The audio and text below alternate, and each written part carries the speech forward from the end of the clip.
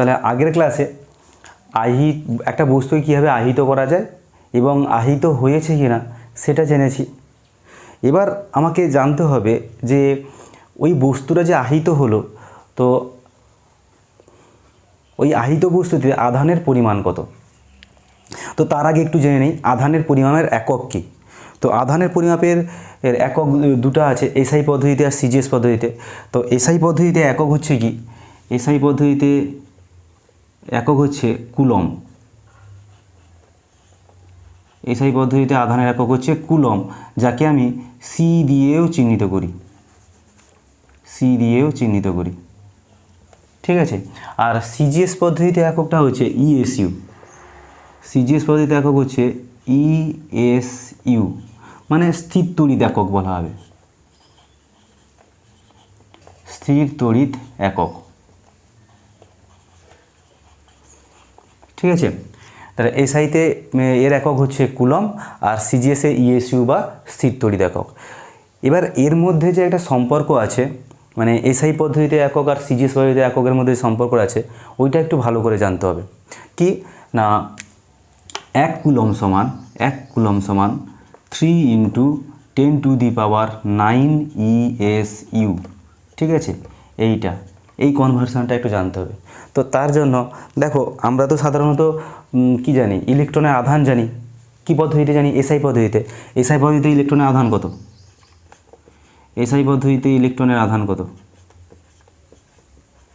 SI পদ্ধতিতে ইলেকট্রনের আধান হচ্ছে 1.6 × 10⁻⁻19 কুলম, ঠিক আছে। এবার একে আমি সিজিএসে কনভার্ট করতে পারবো। কত হবে সিজিএসে কনভার্ট করলে? না, 1 কুলম যদি 3 × 10⁹ ESU হয়, তাহলে তাকে মানে 1 কুলম যদি 3 × 10⁹ ESU হয়, তাহলে 2 কুলম সমান কত হবে? 2 × এত, 3 কুলম 3 × এত, মানে কুলমকে ইএসইউতে পরিণত করতে হলে আমাকে কী করতে হবে? 3 × 10⁹ ESU দিয়ে মাল্টিপ্লাই করতে হবে। তুমি যদি করো এখানে তাহলে কত হবে? তাহলে ইলেকট্রনের আধান হবে তাহলে কত? 1.6 × 10⁻⁻19 × 3 × 10⁹ ESU। তাহলে আমার রেজাল্ট কত হচ্ছে? 4.8 × 10⁻10 ESU, তাই তো ইলেকট্রনের আধান। আর প্রোটনের আধানও সেম, ঠিক আছে। এবার কথা হচ্ছে তাহলে একটা বস্তুতে আধানের পরিমাণ কত হবে, তো সেইটা জানবো কী করে? তো দেখো আমি একটা বস্তু নিচ্ছি এবং সেই বস্তুতে একটি মাত্রই পরমাণু আছে। ধরো একটা বস্তু এ নিয়েছি, ঠিক আছে। এই বস্তুতে একটা মাত্রই পরমাণু আছে, ঠিক আছে।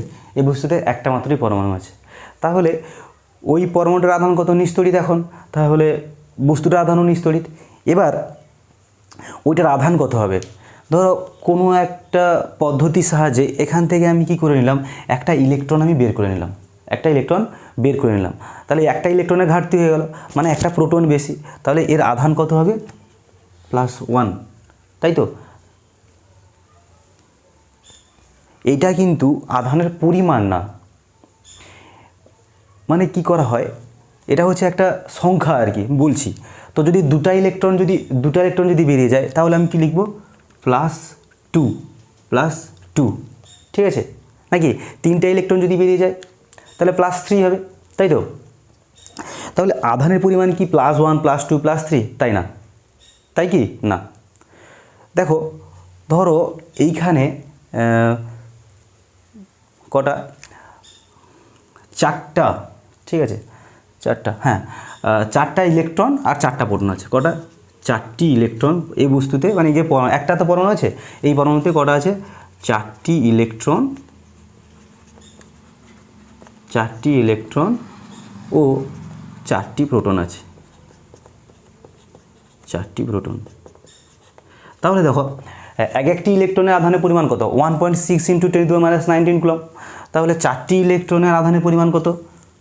4 × 1.6 × 10⁻⁻19 কুলম, তাই তো।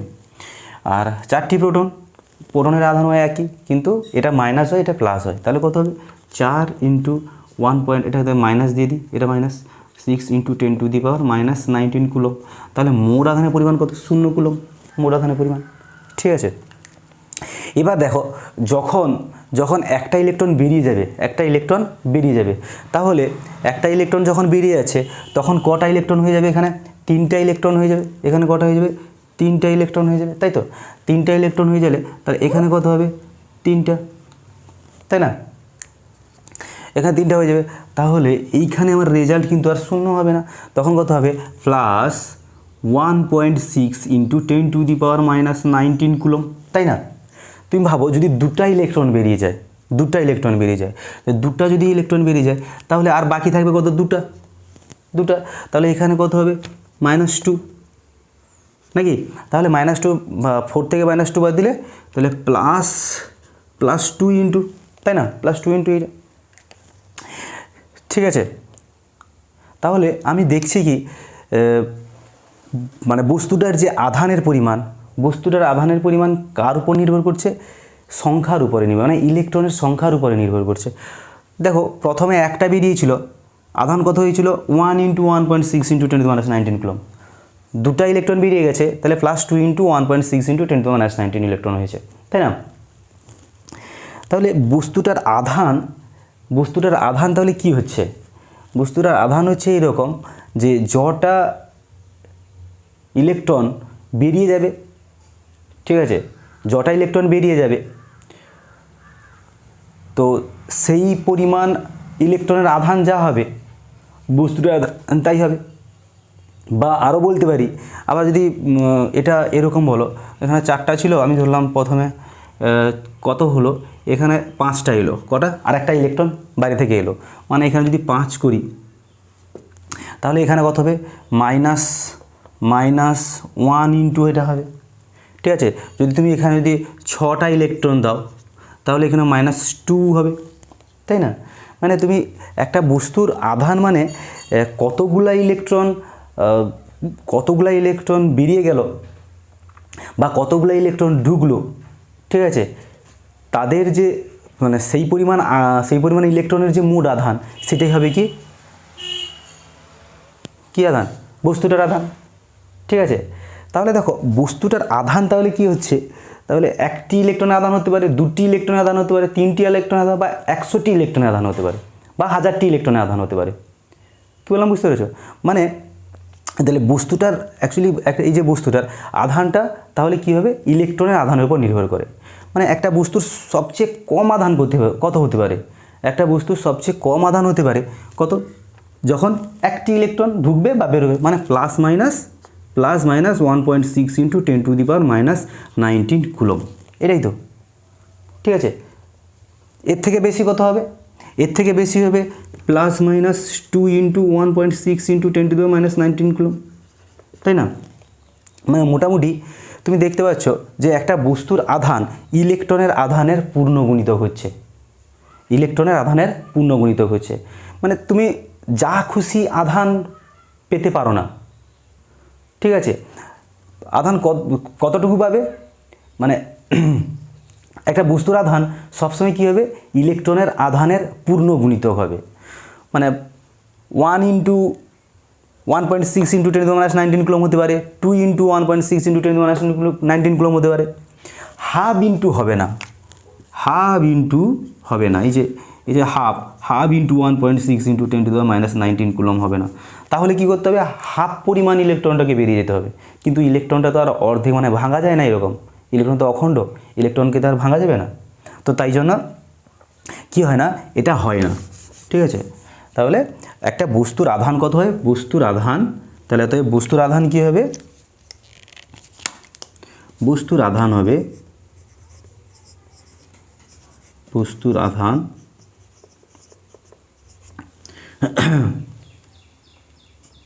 হবে কি? প্লাস মাইনাস ইলেকট্রনের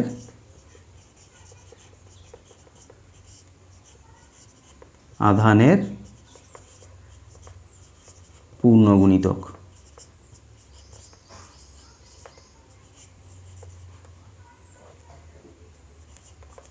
ঠিক আছে, বস্তুর আধানকে আমি কিউ দিকে যদি চিহ্নিত করি, কিউ দিয়ে, তাহলে প্লাস মাইনাস, ঠিক আছে, এন ইন্টু ই, ঠিক আছে।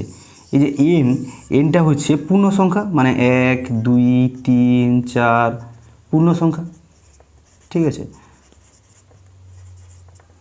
আর ইটা হচ্ছে 1.6 ইন্টু 10⁻⁻19 কুলম, ওকে। আর এটাকেই বলা হয় আধানের কোয়ান্টায়ন, ঠিক আছে। মানে বস্তুতে যে মোট আধান থাকবে সেটা অবশ্যই ইলেকট্রনের আধানের পূর্ণ গুণিতক হবে, ঠিক আছে। এই ঘটনাটাকে বলা হয় আধানের কোয়ান্টায়ন। এবার এই যে ফর্মুলাটা, এখান থেকে তোমাদের গাণিতিক সমস্যাগুলো থাকে, ঠিক আছে। তো সেটা আগের ক্লাসে আলোচনা করব। এবার আর আধানের কোয়ান্টায়নটা তো হলো এখানে এটা আধানের কোয়ান্টায়ন।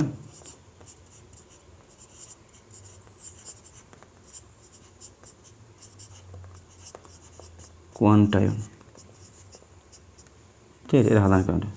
এবার আধানের নিত্যতা সূত্র বা আধানের সংরক্ষণ নীতি সেটা দেখব।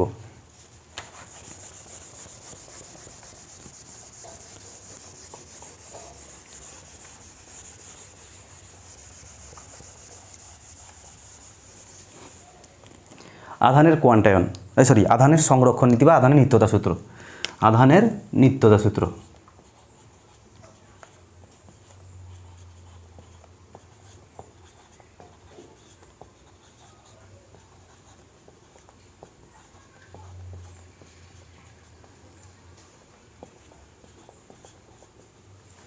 আধানের নিত্যতা সূত্র। আধানের নিত্যতা সূত্র কি, আমি একটা এক্সাম্পল নিই। এই কাঁচ নাম এটা কাঁচ, ঠিক আছে। আর একটা ধরো পশম। কাঁচকে আমি পশম দিয়ে ঘর্ষণ করছি, পশম দিয়ে ঘর্ষণ করছি। তাহলে কি হলো, কাঁচে ঋণাত্মক আধান গঠন, মানে ঋণাত্মক আধান সৃষ্টি হলো। তো আমার এইখানে এই কথাটা কি যুক্তিযুক্ত, মানে কাঁচের আধান সৃষ্টি হলো, এটাকে আমি বলতে পারবো? এটা আমি বলতে পারবো না, কারণ ধরো আমি এখানে দেখি এর আধান কত, 1 2 3 4 5 6, ধরো প্লাস এই -6, কাঁচের আধান -6। তো আগে জেনেছি যে এই আধানটা কীভাবে সৃষ্টি হয় না, পশম থেকে যে ইলেকট্রনগুলো, পশমের পরমাণু থেকে যে ইলেকট্রনগুলা কি চলে আসে, কাঁচে চলে আসে। অর্থাৎ এখানে পশম থেকে, আমি পশমটাকে ধরে এটা দেখলাম, ঠিক আছে, এই পশম, এটা পশম। তো এই পশমের যে পরমাণু, এই পশমের পরমাণু থেকে ইলেকট্রনগুলো কিন্তু কটা ইলেকট্রন চলে এসছে, 6টা ইলেকট্রন চলে এসছে। কটা? 6টা ইলেকট্রন চলে আসছে, যার ফলে এখানে কি হয়েছে, 6+। তুমি যদি এই মোট সংখ্যা ধরো, এই যদি মোট সংখ্যা, টোটাল মোট সংখ্যা যদি আমি ধরি, তাহলে এই মোট সংখ্যার আধান কত হবে? দেখো, মোট সংখ্যার আধান কিন্তু 0, ঠিক আছে। মানে ঘর্ষণ করার আগে, মানে যখন ঘর্ষণ যখন করা হচ্ছিল না, তখন পশমের আধান 0 ছিল, আর কাঁচের আধানও 0 ছিল, ঠিক আছে। মানে মোট আধান 0 ছিল। এবার ঘর্ষণ করার পর দেখা গেলো পশমে 6, মানে 6+ ধনাত্মক আধান হলো, আর কাঁচে 6- ঋণাত্মক আধান সৃষ্টি হলো। তাহলে টোটাল আধান কত হলো? 0। মানে তুমি এখান থেকে বলতে পারো, কোনো একটা বিচ্ছিন্ন সংস্থা যদি এরকম ধরে নিই, তাহলে সেই বিচ্ছিন্ন সংস্থার মোট আধানের পরিমাণ কত হবে? ধ্রুবক হবে। তাহলে আধানের নিত্যতা সূত্রটা কি বলছে? কোনো বিচ্ছিন্ন সংস্থার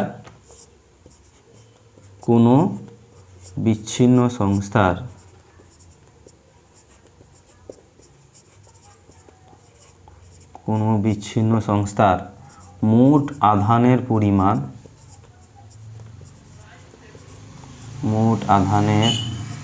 পরিমাণ সর্বদা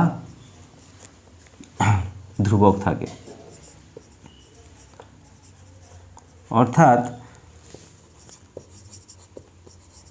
আধান সৃষ্টিও করা যায় না আর ধ্বংসও করা যায় না। সৃষ্টি বা ধ্বংস করা যায় না। কার মতো? ভরের মতো। থাক এই ক্লাস আজকে পর্যন্ত, আজকে এই ক্লাস এই পর্যন্ত থাক। পরের ক্লাসে আধানের যে কোয়ান্টায়ন এ সম্পর্কিত যে গাণিতিক সমস্যাগুলো সেগুলো নিয়ে আলোচনা করব।